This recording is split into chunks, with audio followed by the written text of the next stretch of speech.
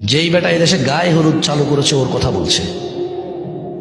1450 বছর আগে আল্লাহ নবী বলছে ওই বেটার কথা, যেই বেটা বলতেছে যে বিয়ের মধ্যে গান বাজনা বাজা দেবে, মলেকা বানুর বিয়া গো কি জানেন পরে বিয়ের বাজনা বাজে।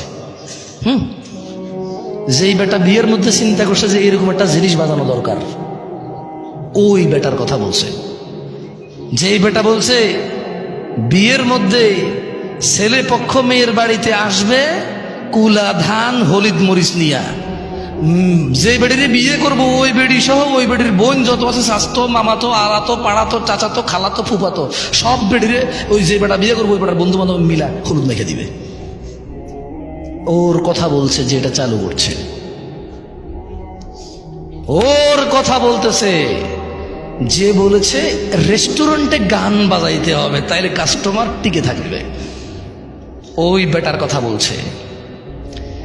যে বেটা বলেছে মুসলমানদের ঈদ, মুসলমানদের রোজা, মুসলমানদের আনন্দ, মুসলমানদের ত্যাগ তিতিক্ষার মাসে মুসলমানদেরকে জামা কাপড় কিনে দেওয়া, মানে জামা কাপড় বেচার ফন্দিতে সুপার শপ শোরুম খুলবে, বড় বড় শোরুম খুলে ওখানে গান বাজাই দেবে ইংরেজি আর কাপড় চোপড় বেচবে।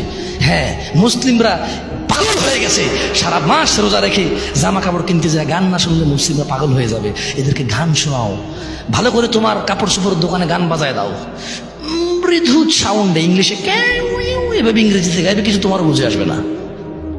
হ্যাঁ, যেই বেটা এই সিস্টেম চালু করেছে যে রেস্টুরেন্টে খাইতে যারা আসবে তাদেরকে গান শোনাইতে হবে, শোরুমে যারা কাপড় চোপড় কিনতে আসবে তাদেরকে গান শোনাইতে হবে, তাইলে বিজনেস মিয়া 100-এ 100 সফল, ওই বেটার কথা বলছে।